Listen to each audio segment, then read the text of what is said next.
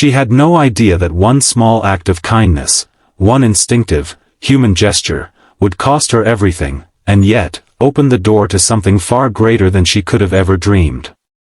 It all started on an ordinary rainy afternoon in a small town in Ohio. Emily Hart, a 28-year-old preschool teacher, was cleaning up paintbrushes in room 7 at Little Oaks Academy. The scent of crayons, glue, and wet leaves filled the room as children played and laughed. Emily had always loved this age, their questions, their curiosity, their unfiltered emotions. Teaching wasn't just her job, it was her calling. She didn't make much money, but she went home every day feeling like she made a difference. That day, everything changed. Among the kids was a quiet, reserved little boy named Jacob. He had just transferred 2 weeks ago.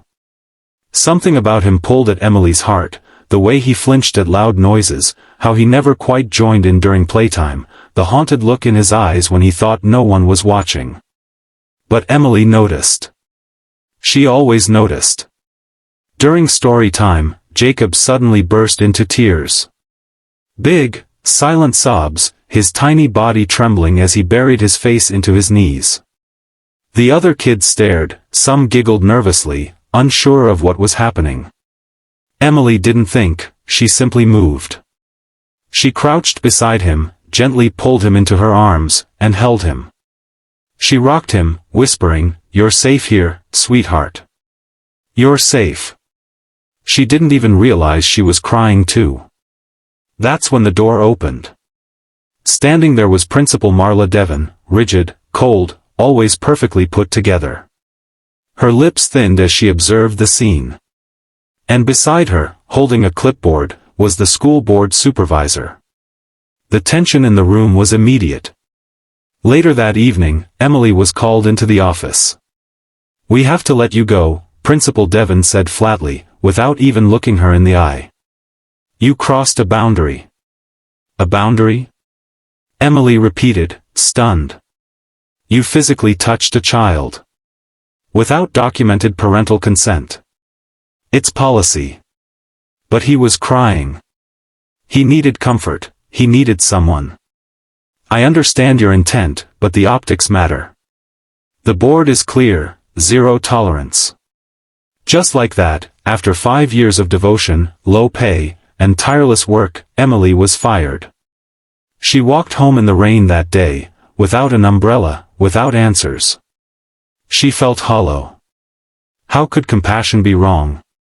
How could hugging a crying child be a reason to lose everything? That night, she cried alone in her tiny apartment, surrounded by lesson plans and handmade drawings from former students. Her phone was silent. No one called. Not even her parents, who had always wanted her to become a lawyer or at least do something that paid the bills. She spent the next week spiraling. Jobless.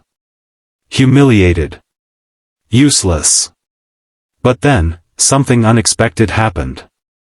On the 8th day, her doorbell rang. She opened it, wearing an oversized sweater and tear-streaked face, to find a tall, imposing man in a charcoal suit standing before her. His presence was magnetic, almost intimidating. But his eyes, they were kind. Tired. Familiar. "Are you Emily Hart?" he asked.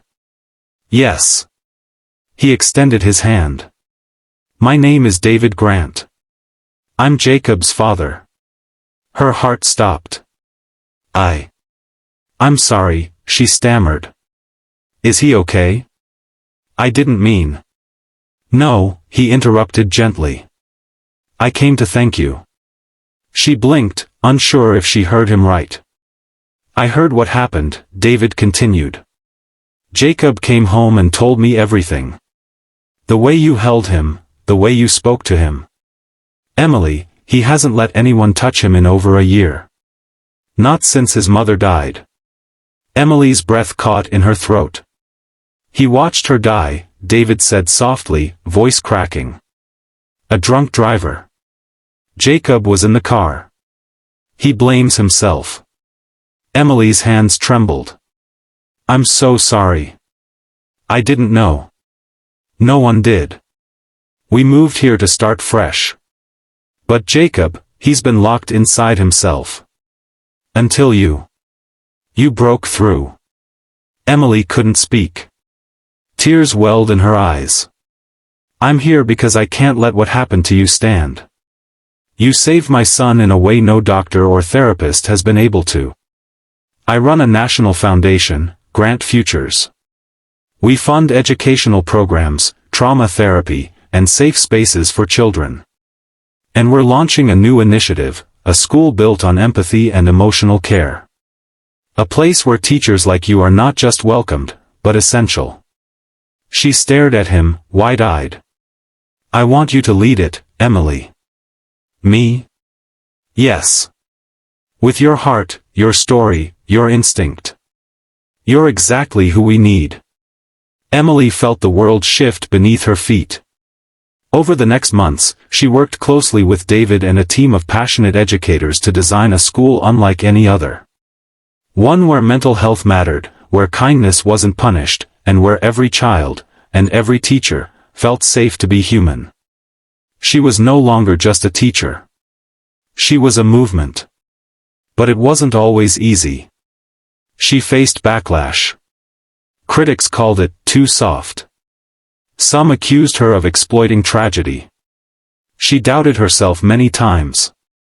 But every time she saw Jacob smile, really smile, every time she watched a shy kid open up during feeling circle, or saw a teacher cry with relief after finally being heard, she knew it was worth it.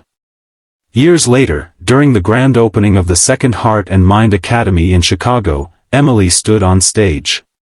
Jacob, now 10, stood beside her. He was the one who asked to speak. My teacher hugged me when I cried, he said to the crowd of donors, parents, and educators. And because of that hug, I got my voice back. The audience rose to their feet in a standing ovation. David wiped a tear from his cheek as he watched from the front row. Emily looked down at the little boy who changed her life with a single moment of vulnerability. She hugged him again, this time, in front of the world. Sometimes, doing the right thing can cost you everything.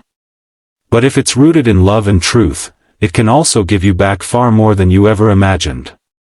Because in a world where rules often outweigh reason, kindness still has the power to change lives.